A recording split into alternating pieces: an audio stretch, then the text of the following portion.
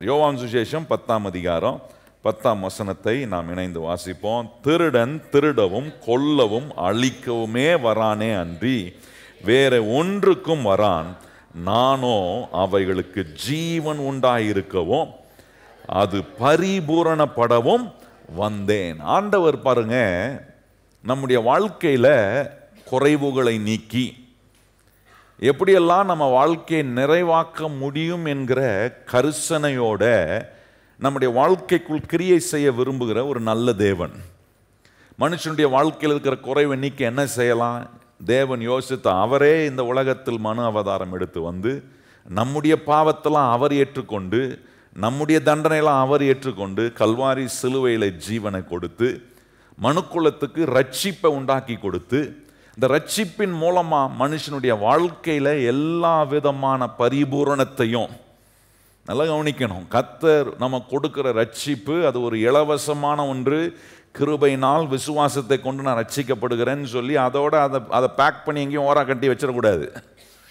ஆண்டவர் அந்த ரட்சிப்பு எவ்வளவு பெரிதான ரட்சிப்பு என்பதை குறித்த அந்த ரட்சிப்பில் இருக்கும் தேவனுடைய நன்மையை நாம் ருசி பார்க்க இந்த அற்புதமான காரியத்தை ஆண்டவர் நம்ம கற்றுக் கொடுக்கிறார். எப்படி ஒரு மாம்ச சரீரத்துக்கு பசி எடுக்கும்போது நம்முடைய இந்த மாம்ச சரீரத்தின் பசியை தீர்ப்பதற்கான ஆகாரத்தை சாப்பிடுகிறோமோ, அதே போல ரட்சிக்கப்பட்ட பிறகு ரட்சிக்கப்பட்ட ஒவ்வொரு மனுஷனுக்குள்ளேயும் ஒரு பசி உண்டாகுது. அந்த பசியை எப்படி ஆண்டவர் நிறைவேற்றார்னா, இந்த வசனத்தை கேட்க கேட்க இந்த வசனத்தை நம்முடைய வாழ்க்கையில் ஊட்ட ஊட்ட மனதுக்கும் இருதயத்துக்கும் நான் ஃபீட் பண்ண தேவன் எனக்கு இந்த ஆவிக்குரிய பசியை அவர் நிறைவேற்றும் போது ஒரு காரியம் நடக்குது. நம்ம வாசித்த வசனத்தின்படி பரிபூரணமான ஜீவனை அடைவதற்கு நேராக நம்முடைய வாழ்க்கையை கர்த்தர் நடத்துகிறார். அப்போ கவனிச்சு பாருங்க, இந்த தேவ வசனம் உள்ள ஒரு மனுஷனுக்குள்ள வரும்போது அந்த வசனத்தை புரிந்து கொள்ளும் போது அந்த மனுஷனுக்கு தேவன் அவருடைய ஞானத்தையும் அறிவையும் புத்தியையும் உண்டு பண்ணுகிறார் பாருங்க. அப்போ இந்த தேவ வசனம் ஒரு மனுஷனை மாத்துது, அவனுடைய யோசனைகளை மாத்துது, அவன் யார் என்பதை அவனுக்கு புரிய வைக்குது, எப்படிப்பட்ட விதத்தில் அவனுடைய வாழ்க்கை நிறைவுள்ளதாக இருக்க வேண்டும் என்கிற பல காரியங்களை ஒரு மனுஷன் இந்த தேவ வசனத்தை கேட்கும் போது தான் விளங்கி கொள்ள ஆரம்பிக்கிறான். இன்னைக்கு ஒரு காரியத்தை நான் ஆரம்பிக்க விரும்புகிறேன். அது என்னன்னா, கர்த்தர் எவ்வளோ நல்லவராக இருக்கிறார் என்பதை நான் விளங்கி கொள்றதுக்கு தேவன் என்ன குறித்து என்ன நினைக்கிறாரு, இது ரொம்ப முக்கியமான ஒரு காரியம் பாருங்க. What is God thinking about me, அல்லது என்னை குறித்து தேவன் வைத்திருக்கிற அவருடைய எண்ணங்கள் என்ன, யோசனைகள் என்ன, இந்த காரியத்தை நம்ம அறிந்து கொள்ளும் போது நம்முடைய வழிகளை நாம் மாற்றிக்கொள்ள நாம் ஆண்டவருக்கு நம்ம ஒப்பு கொடுக்கிறோம். என் வழியில் நாம் போகிறத பெருசா நினைக்காம என்னை குறித்து ஒருத்தர் நினைக்கிற ஒரு தேவன் இருக்கிறாரே, என்னை நல்லா ஆக்குவதற்கான வேலையை செய்யணும்னு விரும்புகிற ஒரு நல்ல கர்த்தர் இருக்கிறாரே, அந்த யோசனையை கொஞ்சம் நான் உள்ள எடுக்கும்போது நான் என்ன பண்றேன், ஆட்டோமேட்டிக்கா என் வழியை, என் யோசனைகளை, என் செயல்முறைகளை நான் மாற்றி அமைத்து தேவனுடைய யோசனைக்கு நேராக நான் என்னுடைய வாழ்க்கையை மாற்றி அமைக்கிறதுக்கான பிரயாசத்துக்குள்ள வரேன். இந்த தேவ வசனமே நமக்கு கொடுக்கப்பட்டிருக்கிற நோக்கமோ, இந்த வேத வசனத்தை நம்ம தியானிக்கிறதுடைய நோக்கம் என்னன்னா, ஏதோ இந்த வேத புஸ்தகம் ஒரு சட்ட புஸ்தகம் மாதிரி ஒரு மனுஷனுக்கு ரூல் புக் மாதிரி இருக்கிறதுக்காக கர்த்தர் கொடுக்கல. இந்த வேதத்தை ஒரு மனுஷன் வாசிக்கும் போது தேவனை அவன் அறிந்து கொள்றான். தேவனை அறிந்து கொள்றது மாத்திரம் இல்ல, அந்த தேவன் என்ன குறித்து என்ன நினைக்கிறாரு, நம்ம ஒவ்வொருவரையும் குறித்து அவர் வைத்திருக்கிற நோக்கங்கள், திட்டங்கள் என்ன, இது ரொம்ப முக்கியமானது பாருங்க. மனுஷனுக்கு இது புரிந்து கொள்ளாததுனால தான் கடவுளை நம்பணும், கடவுளை சார்ந்து வாழணும், அவர் கொடுத்திருக்கிற ரட்சிப்பு எவ்வளவு பெரிதான ஒன்று, அந்த ரட்சிப்பினால கர்த்தர் எனக்கு உண்டாக்குற அந்த பரிபூரணமான வாழ்வை வாழ முடியாம தவித்து கொண்டிருக்கிற நிலையிலேயே நாம் இருந்து விடாம தேவன் கொடுக்கிற அந்த நல்ல பரிபூரணமான வாழ்க்கையை வாழ்வதற்கு நாம் அறிந்து கொள்ள வேண்டிய ஒரு மிக முக்கியமான காரியம் என்னன்னா, தேவன் என்னை குறித்து என்ன நினைக்கிறார், என்ன நினைக்கிறார் கர்த்தர் நம்மளை குறித்து அப்படின்றத எரேமியா 29ஆம் அதிகாரத்தில் ஆண்டவர் சொல்ற வார்த்தையை அதை முன்வைத்து ஆண்டவருடைய யோசனை எப்படிப்பட்டதா இருக்கு இதை கொஞ்சம் நம்ம அறிஞ்சிக்கணும் பாருங்க. என்ன இந்த ஒரு அடிப்படையான காரியத்தை ஒரு மனுஷன் விளங்கி கொள்ளாத போது பிசாசு அவன் யோசனையை உள்ள போட்டு நம்முடைய வாழ்க்கையை சின்னாம்பின்னமாக்கக்கூடிய எண்ணங்கள் எல்லாம் நம்முடைய மனசுக்குள்ள கொண்டு வந்து போட்டு கெடுக்கிறான். இந்த தேவன் நம்மளை குறித்து என்ன யோசிக்கிறார்ன்றதை விளங்கிட்டேன்னா வாழ்நாள் முழுவதும் கர்த்தர் நல்லவர் என்கிற அந்த நெஜத்திலேயே என்னுடைய வாழ்க்கையை வாழ்வதற்கான ஒரு அர்ப்பணிப்பு வந்துடும். ஒருவேளை இன்னைக்கு தான் புதுசாக வந்திருக்கிறீங்க, இந்த இயேசு யாருன்னு எனக்கு தெரியாது அப்படின்னா நான் சொல்கிறேன், முதல்ல அவர் யாருன்னு புரிஞ்சுக்கிங்க. அவர் யாருன்னு புரிஞ்சுக்கிட்டீங்கன்னா உங்களை அவருக்கு ஏற்ற மாதிரி மாற்றுறது ஒரு பெரிய கஷ்டமான ஒன்றாவே இருக்காது. ஏன்னா அவரை போல நம்ம மாறி இருக்கிறதுன்றது ரொம்ப அது இன்பகரமான, ரொம்ப சந்தோஷகரமான ஒரு செயலாய் நம்முடைய வாழ்க்கையில் மாறிடும். ஆண்டவர் நம்மளை குறித்து என்ன நினைக்கிறாரு? எரேமியா 29:11 எல்லாரும் நம்ம வாசிப்போமா? அங்கே சொல்லியிருக்கு பாருங்க, நீங்கள் எதிர்பார்த்திருக்கும் முடிவை உங்களுக்கு கொடுக்கும்படி நான் உங்கள் பேரில் நினைத்திருக்கிற நினைவுகளை அறிவேன் என்று கர்த்தர் சொல்லுகிறார். அவைகள் தீமைக்கு அல்ல, சமாதானத்துக்கு ஏதுவான. இங்க எவ்வளவு தெளிவா சொல்லுவோம், ஆண்டவர் நம்மளை குறித்து நினைத்திருக்கிற நினைவுகள். தேவன் நம்மளை குறித்து யோசிக்கிறது எப்படி யோசிக்கிறார்?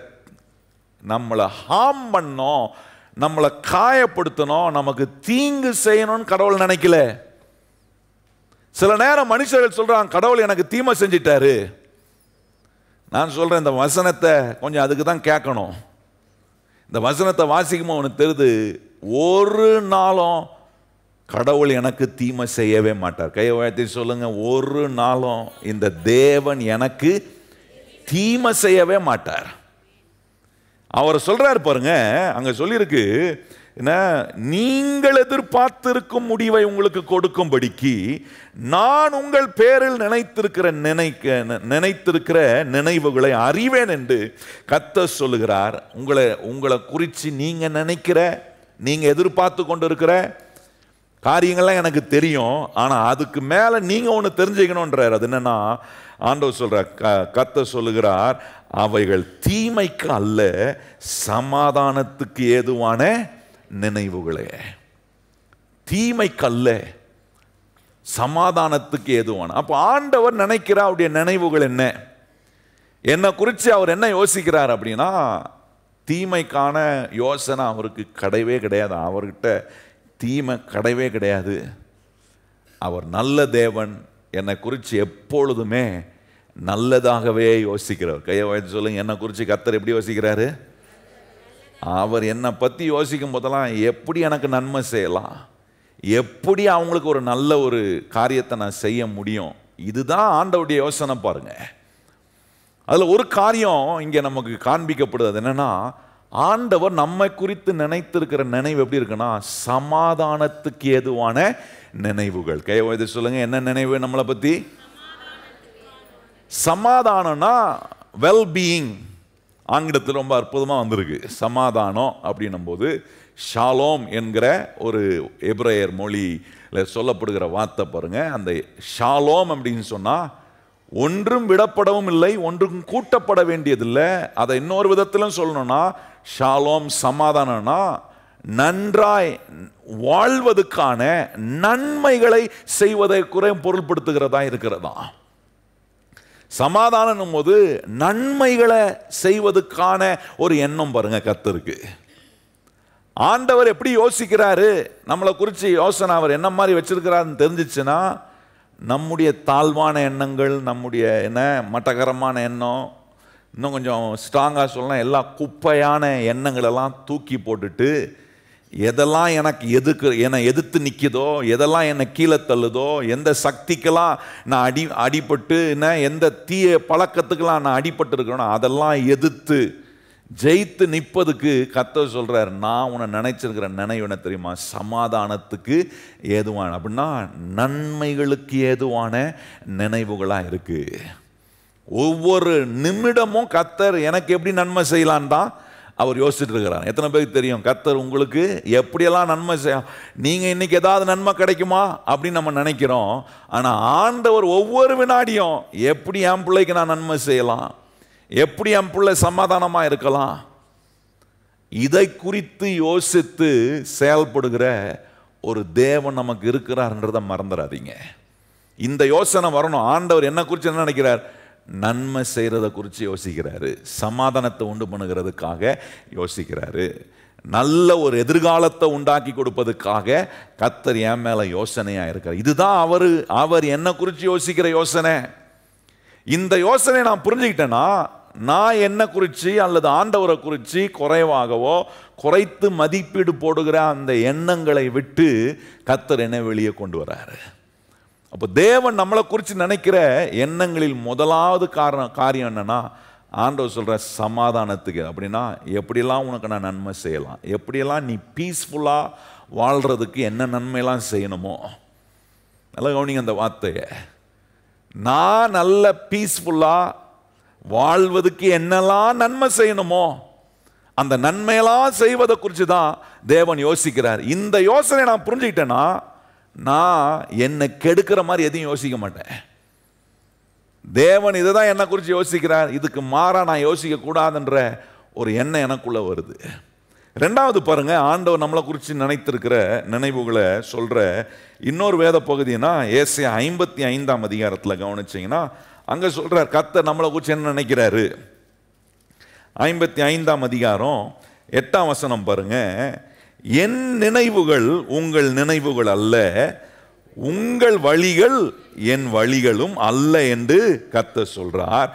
பூமியை பார்க்கிலும் வானம் எப்படி உயர்ந்ததா இருக்கிறதோ அப்படியே உங்கள் வழிகளை பார்க்கிலும் என் வழிகள், உங்கள் நினைவுகளை பார்க்கிலும் என் நினைவுகள். ஆண்டவர் எப்படி நினைக்கிறாரு? உயர்ந்ததை நினைக்கிறாரு. சொல்லுங்க வாயத்திலிருந்து. கர்த்தர் என்ன நினைக்கிறாரு? முதல்ல என்ன நினைக்கிறாரு? சமாதானத்துக்கு ஏதுவான, பீஸ்ஃபுல்லா வாழ்வதற்கு ஏதுவா என்ன நன்மைலாம் செய்யலாம்னு நினைக்கிறாரு. இங்க ரெண்டாவது சொல்றாரு, அவர் நினைக்கிற நினைவு எப்படி இருக்குன்னா என்ன பத்தி, எப்படி உயர்ந்த ஒரு எண்ணம். யோசித்து பாருங்க. பெஸ்டும் வெரி ஹை தாட் ஆண்டவர் நம்மளை குறித்து அவர் வைக்கிறாரு. நீங்க ஏசாயா இந்த தீர்க்கதரிசியை குறித்து வாசிக்கும் போது ஏசாயா தீர்க்கதரிசி புஸ்தகத்தில் 6ஆம் அதிகாரம் பாருங்க. ஏசாயா தீர்க்கதரிசியை ஆண்டவர் ஜனங்களுக்கு ஒரு தீர்க்கதரிசியாக ஏற்படுத்தின போது அங்க நீங்க கவனிச்சீங்கன்னா அங்கே அங்கே அங்கே ஊசியா ராஜா இருக்கிறார் பாருங்க. ஊசியா ராஜாவுக்கு இந்த ஏசாயா தீர்க்கதரிசி சொந்தக்காரன். அதனால அவருக்கு இந்த உசியா ராஜா உயிரோடு இருக்கிற வரைக்கும் இந்த ஏசாயா தீர்க்கதரிசிக்கு ஒன்றும் பெரிய ஒரு சந்தேகமே இல்லை. என்னன்னா, நான் ராஜாவுடைய சொந்தக்காரன், தீர்க்கதரிசியா இருக்கிறேன், நான் சொன்னா என் வார்த்தைக்கு மதிப்பு இருக்கு, என் வார்த்தையை ஒருத்தரும் அசட்டை பண்ண மாட்டாங்க, ஏன்னா நான் தீர்க்கதரிசியாகவும் இருக்கிறேன். அது போதாதுன்னு நான் ராஜாவுக்கு சொந்தக்காரனா வேற இருக்கிறேன். அதனால ராஜா முன்னாடி போய் நின்று, ராஜா கீழே இருக்கிற அதிகாரங்கிட்ட போய் நின்று நான் என்ன பேசினாலும் என் வார்த்தைக்கு மதிப்பு இருக்குன்னு நினைச்சிருந்தான். ஆனால் அவனுக்கு என்ன புரியல, உசியா ராஜா மரணம் அடைந்த பிறகு கர்த்தர் அவனோட பேசுறார். என்ன காட்டுறா தெரியுமா? நீ இப்படி நினைக்கிற, ஆனா நான் எவ்வளவு உயர்ந்த ஒரு எண்ணமுடைய ஒரு தேவனா இருக்கிறன்றத நீ விளங்கி கொள்ளணுன்றத சொல்றார் பாருங்க. அந்த ஏசாயா 6ஆம் அதிகாரம் 1 வசனம் பாருங்க. அங்க எப்படி ஆரம்பிச்சிருக்கு பாருங்க. ஊசியா ராஜா மரணம் அடைந்த வருஷத்தில் ஆண்டவர் உயரமும் உன்னதமான சிங்காசனத்தின் மேல் வீட்டிருக்க கண்டேன். அவருடைய வஸ்திர தொங்கல் தேவ ஆலயம் நிறைந்திருந்ததுனால நீங்க என்ன சொல்றாரு பாருங்க. உசியா ராஜா மரணம் அடைஞ்ச உடனே தேவன் உயர்ந்திருக்கிறத பார்க்க. இப்பதான் இந்த தீர்க்கதரிசிக்கே என்ன வருதுன்னா, ஆஹா, நம்ம நினைச்சோம் ராஜாவுக்கு சொந்தக்காரனா இருக்கிறதுனால நம்ம அதையும் மனசுல போட்டு யோசித்தோம். ஆனா ராஜா போயிட்டான், சொந்தக்காரன் போயிட்டான், முடிஞ்சு போச்சு. இனிமே நம்ம பேச்ச மதிப்பாங்களா, இனிமே நமக்கு மதிப்பு இருக்குமா, இனிமே நம்மள ஒரு தீர்க்கதரிசியா மதிப்பாங்களான்ற 1008 கேள்வி இருந்த போது கர்த்தர் காட்டுறாரு, நான் எவ்வளவு உயர்ந்தவரா இருக்குன்றது நீ விளங்கிக்கோ. நல்ல கவனிங்க கர்த்தருடைய பிள்ளைகளே. இந்த உணர்வு கர்த்தர் எப்படிப்பட்ட நினைவுகளை நம்ம மேல வச்சிருக்கிறாரு. சமாதானத்துக்கு ஏதுவான நினைவா இருக்கு, உயர்ந்த நினைவுகளா இருக்கிறது என்று வேதம் சொல்லுது. இந்த தேவனை இப்படி உயர்ந்த எண்ணத்தோடு நான் பார்க்கிறேனா, இந்த தேவன் எனக்கு கூட இருக்கிறாரு, இவர் இருந்தா எப்படிலாம் காரியங்கள் மாறும் காட்டுறாரு. நீ என்னமோ இந்த ஊசியா ராஜாவுக்கு உன் சொந்தக்காரனா இருக்கிறனால, நீ அவனுக்கு சொந்தமா இருக்கனால உனக்கு மதிப்பு இருக்குன்னு நினைக்கிற. ஆனா ஆண்டவர் காட்டுறார், இல்ல அதை காட்டிலும் நான் உன்னை மேல வச்சிருக்கிற நினைவு எப்படிப்பட்டதா இருக்குன்னு நீ விளங்கி கொள்றதுக்காக இப்ப அவனுக்கு காட்டுறாரு. அங்க சொல்லியிருக்கு பாருங்க, ஆண்டவர் உயரமும் உன்னதமான சிங்காசனத்தின் மேல் வீற்றிருக்க கண்டேன். இப்பதான் கண்ணு திறக்குது அவனுக்கு. ஆஹா, நமக்கு ராஜா தெரிஞ்சனால நம்ம கொஞ்சம் பெரிய எது நினைச்சோம். ஆனா மெய்யாகவே ராஜா சொந்தக்காரன் செத்தாலும் இருந்தாலும் அவன் என்ன ஆனாலும் சரி, அதுக்கு மேலே ஒருத்தர் இருக்கிறாரு. உயர்ந்த எண்ணம் உள்ள ஒரு கர்த்தர் இருக்கிறாரு. அவர் இருக்கிற வரைக்கும் எனக்கு ஒருபோதும் எந்த விதமான பிரச்சனையும் இல்லைன்னு என்னைக்கு அவனுடைய மனசுக்குள்ள கர்த்தர் உயர்ந்தவர், அந்த உயர்ந்த தேவன் என்ன குறித்து அவர் உயர்ந்த எண்ணம் வச்சிருக்கிறான்னு வந்த போதுதான் ஒரு நம்பிக்கையே வருது அவனுக்கு. நல்லா கவனிங்கள்.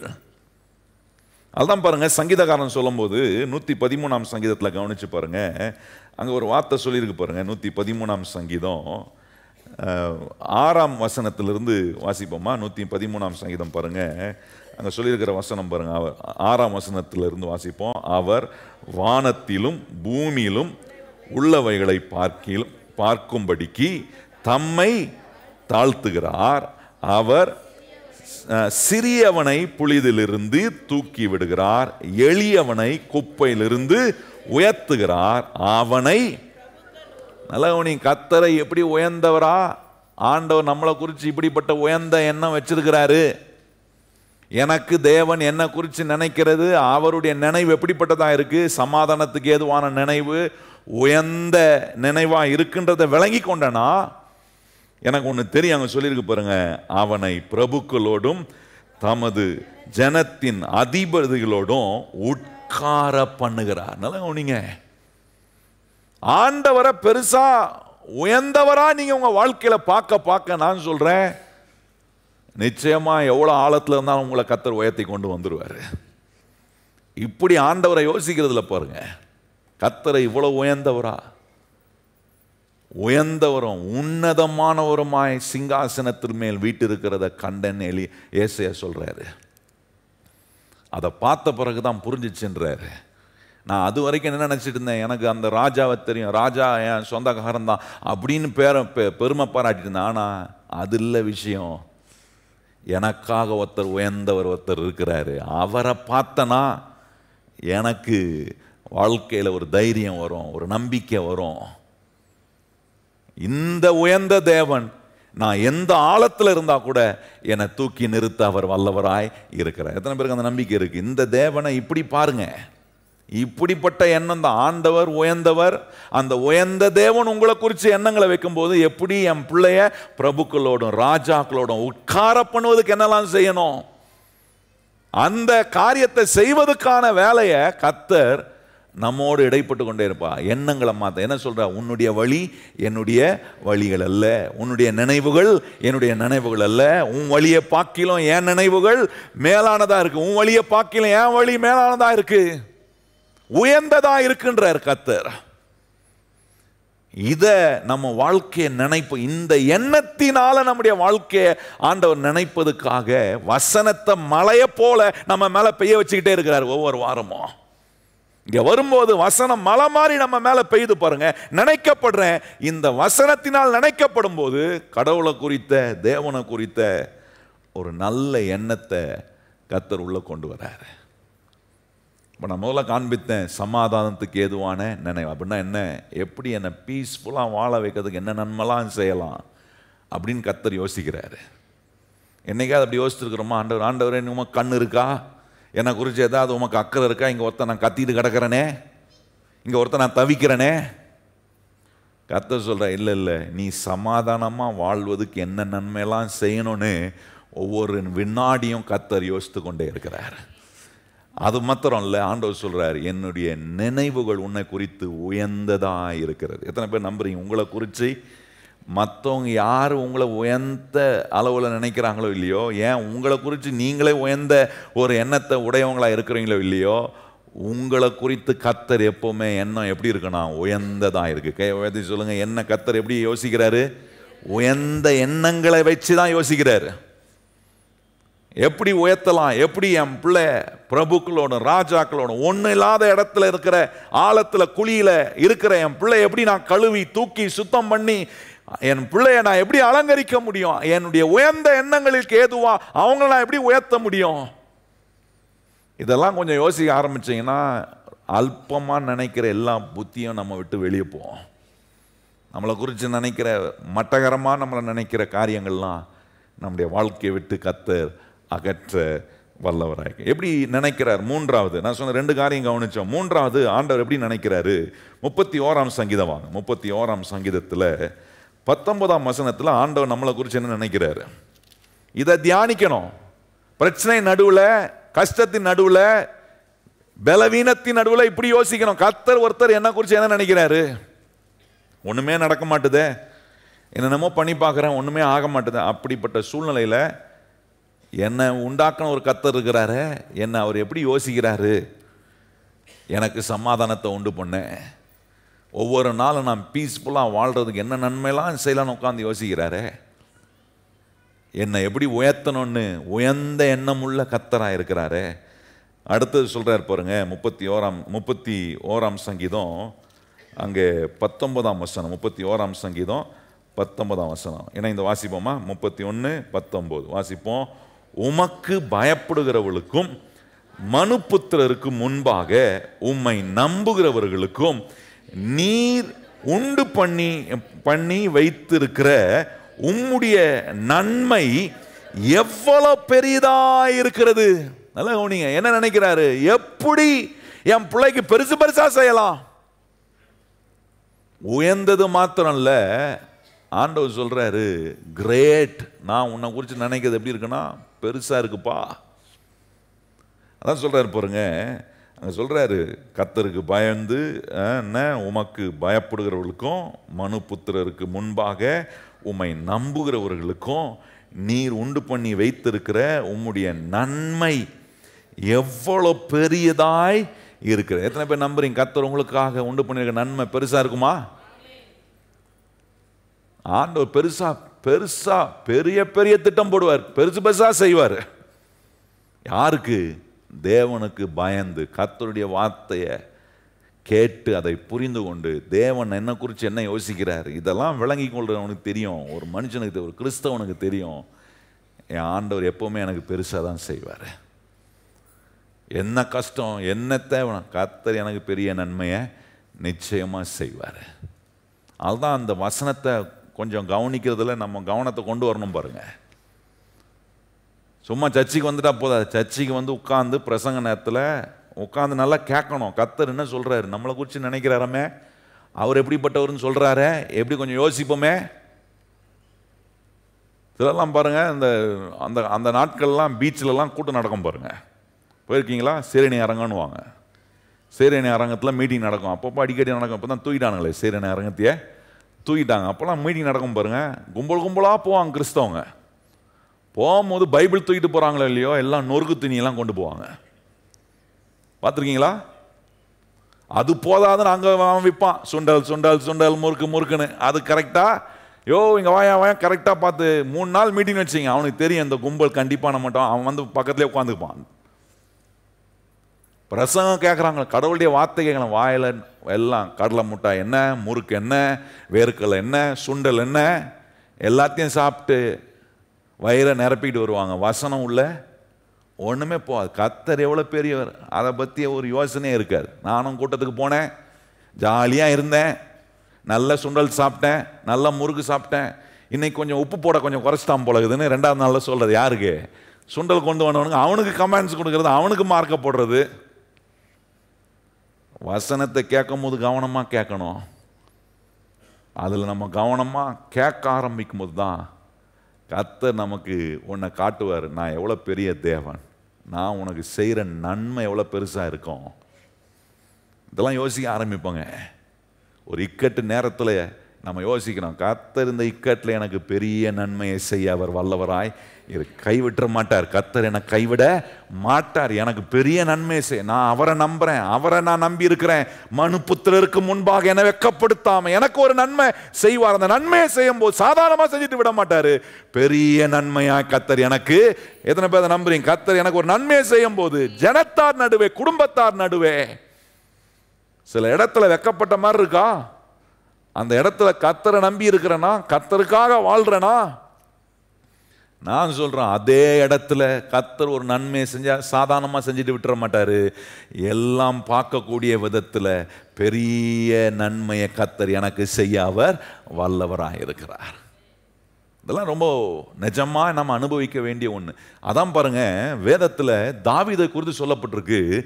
தாவீதுடைய பெற்றோருக்கு கூட தாவீதை குறித்த எண்ணம் பெருசா இல்லை. யோசித்து பாருங்க, தாவீதுடைய தகப்பன் பாருங்க, அவனுக்கு கூட தாவீதை குறிச்ச ஒரு பெரிய எண்ணம் இல்லை. ஆனா ஆண்டவருக்கு அவனை குறிச்ச எண்ணம் பெருசா இருக்கு. அதனால ஆண்டவர் என்ன பண்ற, அவனுக்கு பெரிய நன்மையை செய்ய என்ன பண்றாருன்னா, வாலண்டரியா ஆண்டவர் அவன் வீட்டுக்கு போய் தீர்க்கதரிசியை அனுப்பி எல்லா பிள்ளைகளையும் பார்த்து முடிச்ச பிறகு, இவ்வளவுதானா உனக்கு பிள்ளைன்னு கேட்டு, இல்ல ஒருத்தன் இருக்கிறான் ஆடு மேய்த்து கொண்டு இருக்கிறான், அவன் இதுக்கெல்லாம் லாய்க்காக மாட்டாங்க அப்படிதான் சொல்லியிருப்பான் தகப்பன். அவனை உடுத்தலுங்க, அவன் செட் ஆக மாட்டான் தான் நான் அவனை காட்டுக்குள்ள அனுப்பியிருக்கிறேன். அவன் அதுக்கு தான் லாய்க்கு. சில சொல்லுவான் ஆடு மேய்க்கிறதுக்கு தான் அவன் லாய்க்கு. ஆண்டவருக்கு தெரியும் ஒவ்வொரு மனுஷனும் எதுக்கு லாய்க்குன்னு. ஆனா அவர் தான் பெரிய திட்டத்தை, பெரிய நன்மையை செய்கிறவர். அவருக்கு தெரியும். நான் சொல்றேன், இங்க வந்திருக்கிற உங்க ஒவ்வொருவரையும் குறித்து அவருக்கு நல்லாவே தெரியும். நம்மளை ஆண்டவர் அதிகமாய் நேசிக்கிறதுனால தான் இன்னைக்கு அவரை குறிச்ச எண்ணங்களை குறித்து நமக்கு சொல்லித்தராரு. கூப்பிட்டு அனுப்புறாங்க பாருங்க. ஏன் இந்த தாவீதை கூப்பிட்டு அனுப்பிச்சாங்க கொஞ்சம் யோசித்து பார்த்தீங்களா? இன்னைக்கு அது ஆடு மேய்ச்சி கொண்டு இருந்தவன இவனை கூப்பிட்டு, இவனை ஆள் அனுப்பி கூப்பிட்டு, என்ன ராஜா வரவேற்புங்க. ஒரு தீர்க்கதரிசி வரானா அங்க அந்த ஊரே கொண்டாடும். அதுவும் ஒரு வீட்டுக்கு வரானா, சாமுவேல் தீர்க்கதரிசி வரானா, ஐயோ எவ்வளவு பெரிய தேவ மனுஷன் வந்திருக்கான். அந்த மனுஷன் வந்தது மாத்திரம் இல்ல, இவன் வர வரைக்கும் அவன் காத்துட்டு இருக்கிறான் பாருங்க. எப்படி ஆண்டவர் சூழ்நிலையை மாத்தினா இருப்பாருங்க. எல்லாரும் தீர்க்கதரிசிக்காக போய் காத்திருப்பாங்க. ஆனா இங்க தீர்க்கதரிசி கர்த்தர் தெரிந்து கொண்டவன் வர வரைக்கும் காத்திருக்க வச்சாரு அவனை. ஏன்னா காட்டுறாரு, குடும்பத்து நடுவே காட்டுறாரு, என்ன நம்புற என்னுடைய பிள்ளைக்கு நான் செய்கிற நன்மை சாதாரணமாக இருக்காது, மிகப்பெரிய நன்மையை நான் செய்கிற கர்த்தர் என்பதை காட்டினாரங்க. வந்தான் பாருங்க.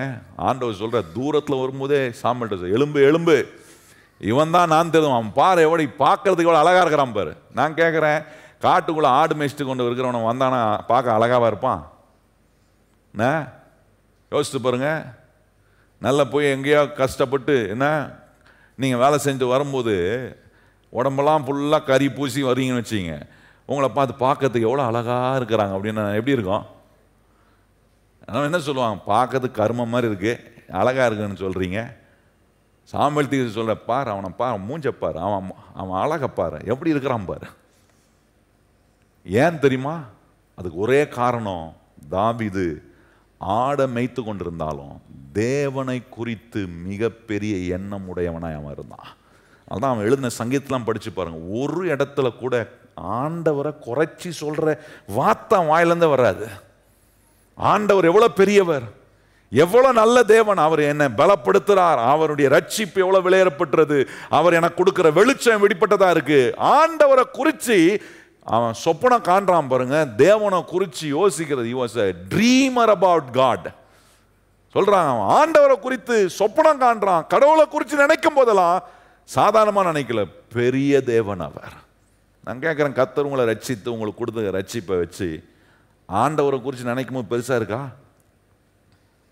ஆண்டவரை பெருசா நினைக்கிறேனா, பெருசா யோசிக்கிறேனா? இதெல்லாம் ரொம்ப முக்கியம் பாருங்க நம்முடைய வாழ்க்கையில.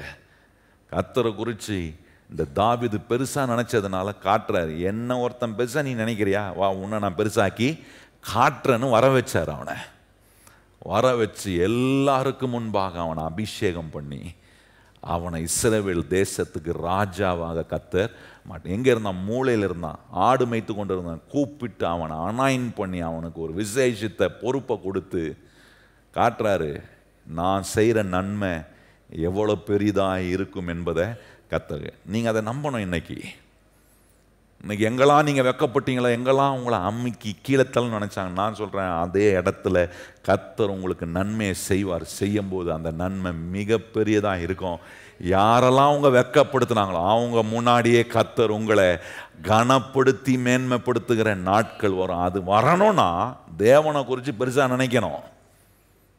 தேவனை குறித்து பெருசாக நினைக்கணும். சும்மா டபக்குன்னு வந்துடாது. வசனத்தை கேட்கணும், தியானிக்கணும். தேவன் யார், அவர் எனக்கு கொடுத்த ரட்சிப்பு எப்படிப்பட்டது, அந்த ரட்சிப்பினால் கிடைத்த நித்திய வாழ்வு எனக்கு என்னெல்லாம் செய்து,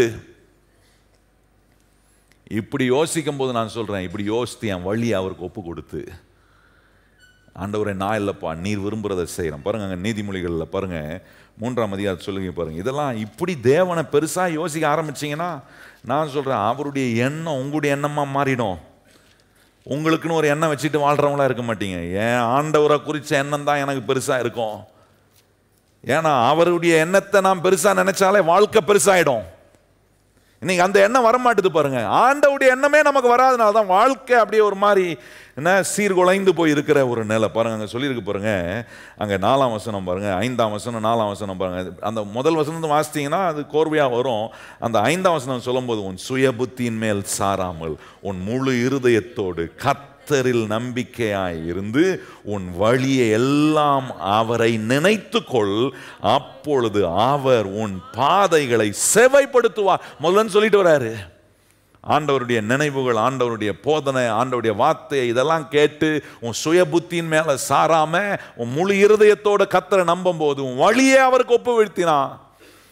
அங்க சொல்றாரு என்ன, உன் பாதைகளை அவர் என்ன பண்ணுகிறாரா, செவைப்படுது காட்டுவார். இதெல்லாம் இப்படிப்பட்ட ஒரு அர்ப்பணிப்போட ஆண்டவரை நம்பி அவரை பின்பற்றி வாழும்போது நான் சொல்றேன் கர்த்தருடைய பிள்ளைகளே, ஒரு நாளும் உங்க வழியில் கர்த்தர் உங்களை வெக்கப்படுத்துகிறவராக இருக்க மாட்டார்.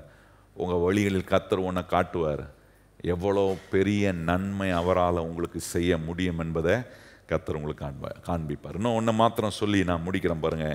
இது தேவன் நம்மளை குறித்து நினைக்கிற நினைவுகள். எப்படி நினைக்கிறாரு?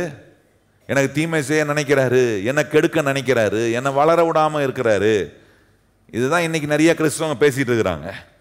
கிடையாது. ஆண்டவர் நம்மளை குறித்து நினைக்கும் போது எப்படி நினைக்கிறாரு, எப்படி என் பிள்ளைய சமாதானமாக பீஸ்ஃபுல்லாக வாழ்றதுக்கு நான் என்ன நன்மைலாம் செய்யலாம், என் பிள்ளை தாழ்ந்துருக்கிறான், இந்த பிள்ளையை உயர்த்தி கொண்டு வருவதுக்கு ஆண்டவர் சொல்கிற உன் நினைவுகளை பார்க்க என்னுடைய நினைவுகள் எப்படி இருக்கு, உயர்ந்ததா இருக்கு. ஏசாயா தீர்க்கதரிசி காட்டுறாரு, நான் எவ்வளோ உயர்ந்த தேவனா உட்கார்ந்துருக்கிறேன் பாரு சிங்காசனத்தில். புழுதியிலையும் சேற்றிலையும் இருக்கிற ஒரு மனுஷனை நான் கழுவி சுத்தம் பண்ணி அவனை தூக்கி பிரபுக்களோடும் ராஜாக்களோடும் உட்கார பண்ணக்கூடிய உயர்ந்த தேவனா இருக்கிறேன். அப்படி நான் உயர்ந்த எண்ணமுடைய கர்த்தரா இருக்கிறேன். உயர்ந்த எண்ணம் மாத்திரம் இல்லை, பெரிய தேவன், பெரிய நன்மையை நமக்கு செய்கிற ஒரு கர்த்தர். அதோட கூட இன்னொன்று சொல்றாரு பாருங்க. எபேசியர் 2ஆம் அதிகாரம் பாருங்க. எபேசியர் 2ஆம் அதிகாரத்தில் சொல்லியிருக்கிற இன்னொரு வார்த்தையை வாசித்து நான் முடிக்க விரும்புகிறேன். எபேசியர் 2ஆம் அதிகாரம் 10ஆம் வசனம் பாருங்க. எபேசியர் 2:10 வாசிப்போமா? அங்கே சொல்லியிருக்கிறது, ஏனெனில் நற்கிரியைகளை செய்கிறதுக்கு நாம் கிறிஸ்து இயேசுவுக்குள் சிருஷ்டிக்கப்பட்டு தேவனுடைய செய்கையாயிருக்கிறோம். அவைகளில் நாம் நடக்கும்படி அவர் முன்னதாகவே அவைகளை ஆயத்தம் பண்ணி இருக்கிறார். நல்லா கவனிங்கள். ஆண்டவர் சொல்றாரு, இன்னொரு காரியம் சொல்றாரு, நான் உன்னை நினைச்சிருக்கிறது எப்படிப்பட்ட உனக்கான வழிகளை, உன்னை கொண்டு நான் செய்ய போகிற காரியங்களை நான் ஏற்கனவே பிளான் பண்ணிட்டேன்றாரு. நல்லா கவனிங்க கர்த்தருடைய பிள்ளைகளை. ஒரு தெரியாத இடத்துக்கு போறீங்கன்னு வைங்க. இப்போ நமக்கு உதவி செய்யறதுக்கு ஒன்று இருக்கு. என்ன இருக்கு? கூகுள் மேப் இருக்கு. அந்த மேப்பில் நீங்கள் தெரியாத இடத்த போட்டிங்கன்னா என்ன பண்ணுறாங்க, எங்கே முன்ன எந்த ஊர்னே தெரியாது, எந்த ஊருக்கு கொண்டு போய் விட்டாலும் இப்போ எல்லாரும் என்ன பண்ணுறாங்க, உடனே உங்கள் அட்ரஸ் அனுப்புங்க, லொக்கேஷன் அனுப்புங்க. லொக்கேஷன் அனுப்புகிறாங்க, உடனே போட்டு என்ன பண்ணுறோம், ஜிபிஎஸில் கூகுள் மேப்பில் போட்டு அந்த மேப்பு சொல்கிற ரூட்டுக்கு போகிறோம். நம்ம ஒன்று உட்காந்து மேப்பை கண்டுபிடிக்கலையே. இங்கே இருக்கிற யாராவது நீங்கள் மேப்பை கண்டுபிடிச்சிங்களா? எவனோ ஒருத்தன் கண்டுபிடிச்சி வச்சதில் நம்ம பல நன்மைகளை அடைகிறோம் பாருங்க. ஆண்டவர் சொல்றாரு, அது போல நீ இந்த உலகத்துக்கு வர்றதுக்கு முன்னாடி எல்லாமே நான் ஆயத்தம் பண்ணி வச்சுட்டேன் உனக்குன்றாரு.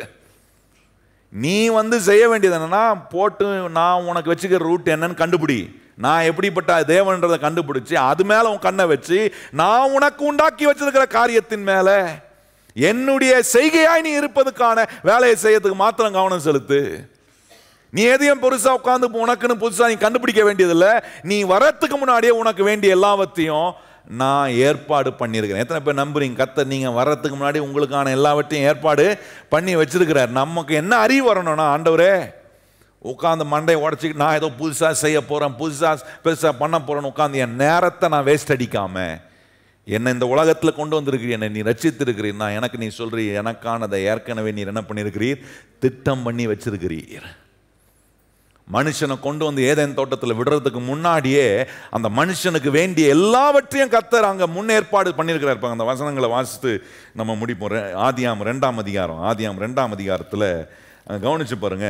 ஆதியாம் 2ஆம் அதிகாரம் 8ஆம் வசனத்தை பாருங்க. அங்கே சொல்லியிருக்கிற வார்த்தையை பாருங்களேன். 2ஆம் அதிகாரம் 8ஆம் வசனம் சொல்லி, தேவனாகிய கர்த்தர் கிழக்கே ஏதேன் என்னும் ஒரு தோட்டத்தை உண்டாக்கி தாம் உண்டாக்கின மனுஷனை அதிலே வைத்தனால நீங்க அதில் கொண்டு வந்து வைக்கிறாரா. தாம் உண்டாக்கின மனுஷன் வரத்துக்கு முன்னாடி ஏதேன் தோட்டத்தை உண்டாக்கி, அதுக்கப்புறம் மனுஷனை உண்டாக்கிட்டு இப்போ கொண்டு வந்து தேவன் உண்டாக்கி வைத்திருந்த ஏதேன் தோட்டத்தில் கொண்டு வந்து விடுறாரு. அப்படின்னா ஏற்கனவே அவனுக்கு வேண்டியது எல்லாத்தையும் ஆயத்தம் பண்ணி கொண்டு வந்து விடுறாரு. அங்க பாருங்க 9ஆம் வசனம் பாருங்க. தேவன் ஆகிய கர்த்தர் பார்வைக்கு அழகும் புசிப்புக்கு நலமுமான சகல வித விருட்சங்களையும் தோற்றத்தின் நடுவிலே ஜீவ விருட்சத்தையும் நன்மை தீமை அறியத்தக்க விருட்சங்களையும் பூமியில் இருந்து முளைக்க பண்ணினால கவனிங்க. பார்வைக்கு நல்லதும் புசிப்புக்கும் நல்லது. இந்த வார்த்தை ரொம்ப அருமையாகும். பார்வைக்கு அழகும் புசிப்புக்கு நலமுமான சகல வித விருட்சங்களையும், மனுஷனுக்கு வேண்டிய எல்லா இன்பகரமான நியாயமான விதத்தில் இன்பத்தை அனுபவிக்க வேண்டிய எல்லா இன்பகரமான காரியத்தையும் கர்த்தர் வச்சு, புசிப்புக்கு வேண்டிய நல்லதை வச்சு எல்லாத்தையும் ஆயத்தம் பண்ணி கொண்டு வந்து, அது மாத்திரம் பாருங்க 10ஆம் வசனம் சொல்லுது, அவனுக்கு ஒரு மனுஷனுக்கு வேண்டிய நதியை கூட ஆயத்தம் பண்றான் பாருங்க. சொல்லி 10ஆம் வசனம் பாருங்க. தோற்றத்துக்கு தண்ணீர் பாயும்படி ஏதேனிலிருந்து ஒரு நதி ஓடி அங்கே இருந்து பிரிந்து 4 பெரிய ஆறுகள். நல்லா என்ன சொல்ற பாருங்க. எல்லா தண்ணி வளன் எல்லாத்தையும் உண்டாக்கிட்டு கொண்டு வந்து மனுஷனை வச்சு சொல்றாரு, போ அப்போ பண்படுத்திக்கோ, பராமரி, நான் உனக்கு எல்லாம் பண்ணி வச்சுட்டேன், நான் காட்டுற வழியில் நட. அதுதான் செய்யலை மனுஷன்.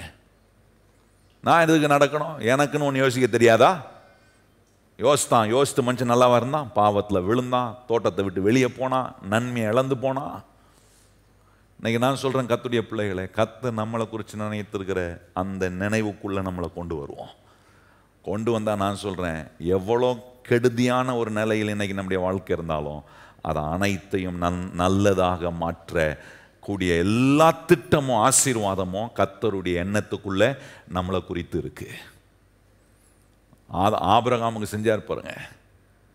பலி செலுத்த பிள்ளையை கொண்டு வந்துட்டான். கர்த்தர் சொல்றார், இல்லை இது முதல் நீ கர்த்தருக்கு பயப்படும் என்பதை நான் அறிந்திருக்கிறேன். ஆகவே உன் பிள்ளையாண்டன் மேலே என்ன போடாத, கையை போடாதன்னு சொல்லி அவனை விடுதலை பண்ணிட்டு, அவன் போகிறதுக்கு முன்னாடி அவனுக்கு அங்கே ஒரு பலியை ஏற்பாடு பண்ணி, ஒரு ஆட்டுக்கடா, சிக்கி கொண்டு இருக்கிற ஒரு ஆட்டுக்கடாவை கண்டு அதை எடுத்து கொண்டு வந்து பலி செலுத்தக்கூடிய வேலையை செய்தான். ஏன்னா இவன் வர்றதுக்கு முன்னாடி அந்த ஆட்டுக்கடாவை போய் சிக்கும்படி ஆன வேலையை கர்த்தர் செஞ்சு வச்சிருந்தார். நல்லா தெரிஞ்சுங்க, நீங்கள் எந்த வழியில் எந்த இக்கட்டுக்கு போனாலும் நமக்கு ஒன்று தெரியணும், இந்த கஷ்டத்தில் நான் வந்து நிற்பதுக்கு முன்பாகவே கர்த்தர் இந்த கஷ்டத்துக்கான விடுதலையான தீர்வையும் பதிலையும் எனக்கு ஏற்கனவே கர்த்தர் ஏற்படுத்தி வச்சிருக்கிறார். இப்படிப்பட்ட ஒரு நல்ல எண்ணம் உள்ள ஒரு ஆண்டவரை நான் சேவிக்கிறேன். இவரை நல்லவன் சொல்லாமல் வேற யாரை நல்லவன் சொல்வதுன்ற எண்ணம் என்னைக்கு நமக்குள்ள வருதோ, நான் சொல்கிறேன், நம்ம வாழ்க்கைக்கான தீர்வை பார்க்க முடியும், நம்ம வாழ்க்கைக்கான ஆசீர்வாதத்தை அனுபவிக்க முடியும். இப்படிப்பட்ட நன்மையும் ஆசீர்வாதத்தையும் அனுபவிக்க கர்த்தர் சொல்றார். நான் உன்னை குறித்து எப்படி நினைக்கிறேன்றதை நீ வழங்கிக்கோ. 4 காரியங்களை காட்டினேன். இன்னைக்கு இன்னும் நிறைய இருக்குது, இதை குறித்து நம்ம தியானிப்போம். ஆண்டவர் இன்னைக்கு நம்ம கற்றுக் கொடுக்குற ஒரு காரியம், இந்த இடத்த விட்டு போகும்போது இந்த எண்ணத்தோடு போங்க. உங்கள் வாழ்க்கை குறித்து நீங்கள் எத்தனையோ எண்ணங்கள் பல காரியங்களை யோசிச்சிருக்கோம், அதெல்லாம் கொஞ்சம் ஓரம் கட்டிட்டு கர்த்தர் என்ன குறித்து நினைக்கிறார், அவர் நினைக்கிற நினைவுகள் தீமைக்கு ஏதுவானதல்ல, நன்மைக்கு எதுவானதா. கையெழுதி சொல்லுங்க, கர்த்தர் என்ன குறித்து நினைக்கிற நினைவுகள் எப்படி இருக்கு? தீமை கிடையாது, நன்மைக்காக தான். தீமையா இருக்கா வாழ்க்கை, அது நடுவில் நம்புங்க, இல்லை கர்த்தர் ஒருத்தர் எனக்கு நன்மை செய்வதற்காக அவர் நினைக்கிறார். அவர் நினைவு எப்படி இருக்கு? ஆண்டவர் சொல்ல உயர்ந்ததாக இருக்கு. சாதாரண நினைவு இல்லை, உயர்ந்த நினைவுகள். அப்படியே நினைவுகள் எப்படி இருக்கு? கர்த்தர் சொல்ற பெருசா இருக்கு. பெரிய நினைவுகள், பெரிய நன்மைகளை செய்ய. 4வது சொல்றார், அவர் நம்ம குறித்த நினைவுகள் எப்படி இருக்குன்னா சொல்றார், நீ வர்றதுக்கு முன்னாடியே உனக்கான எல்லா பிளானையும் நான் போட்டு வச்சிருக்கிறேன்றார். எவ்வளோ அற்புதமாக நம்மளை நடத்தணும்னு விரும்புகிற இந்த ஆண்டவருடைய எண்ணத்துக்குள்ளே நம்மளை விட்டு கொடுக்காம, இந்த விதத்தில் கர்த்தர் நம்ம கொடுத்துருக்க ரட்சிப்பு, அந்த ரட்சிப்பின் மூலமாக கிடைத்திருக்கிற நித்திய வாழ்வை இவ்விதமாக ருசி பார்க்கலன்னா நான் சொல்கிறேன், எப்படிங்க கர்த்தர் நல்லவர் என்பதை நான் ருசிக்கிறேன். ஆனால் தாவீது சொல்கிறார், கர்த்தர் நல்லவர் என்பதை ருசித்து பாருங்கள், அவர் மேல் நம்பிக்கை வைக்கிற மனுஷன் பாக்கியவான். எழுமின்னு போன ஜெபம் பண்ணலாம். எங்கள் நல்ல ஆண்டவரே, இந்த அற்புதமான மாலை நேரத்தில் உம்முடைய பிள்ளைகளை நீர் என்ன யோசிக்கிறீர், என்ன நினைவு வைத்திருக்கிறீர் என்பதை புரிந்து கொள்ள இந்த இடத்துல, இந்த மாலை நேரத்தில் ஆன்லைனில் பலர் பார்த்து கொண்டு இருக்கிறாங்க. இந்த வார நாட்களில் பலர் இந்த செய்தியை கேட்க போகிறாங்க. கேட்குற ஒவ்வொருவருக்கும் நீர் புரிய வையும் ஆண்டவரே. நீர் எப்படி எங்களை குறித்து யோசிக்கிறீர்? மனுஷர்கள் இன்றைக்கு எதையோ யோசிக்கிறாங்க, என்னென்னமோ நினைக்கிறாங்க ஆண்டவரே உம்மை குறித்து. அதெல்லாம் பொய் என்று நீர் ஆண்டவரை புரிய வைத்து, நீர் எங்களை குறித்து நினைத்திருக்கிற யோசனைகள் எப்படிப்பட்டதான் இருக்குன்னு இந்த வேத வசனத்தின் மூலமாக எங்களுக்கு காட்டியிருக்கிறீரே. இந்த எண்ணத்தை எங்களுக்குள்ள கொண்டு போக எங்களுக்கு உதவி செய்யும். எங்கள் வழிகள் ஆட்டோமேட்டிக்காக மாறும், எங்கள் எண்ணங்கள் ஆட்டோமேட்டிக்காக மாறும், எங்கள் செயல்கள் ஆட்டோமேட்டிக்காக மாறும் ஆண்டவர். ஏன்னா இப்படிப்பட்ட ஒரு தேவன் எங்களை குறித்து நினைக்கிற நினைவுகளை நாங்கள் புரிந்து கொள்ளும் போது ஆண்டவரே எங்கள் வாழ்க்கை சீரமைக்கப்படுகிறது. அன்பின் பரலோக பிதாவே, இந்த இடத்தில் இருக்கிற எங்கள் ஒவ்வொருவரையும் உடைய கண்கள் நோக்கி கொண்டு இருக்கிறதுக்காக ஸ்தோத்திரம்.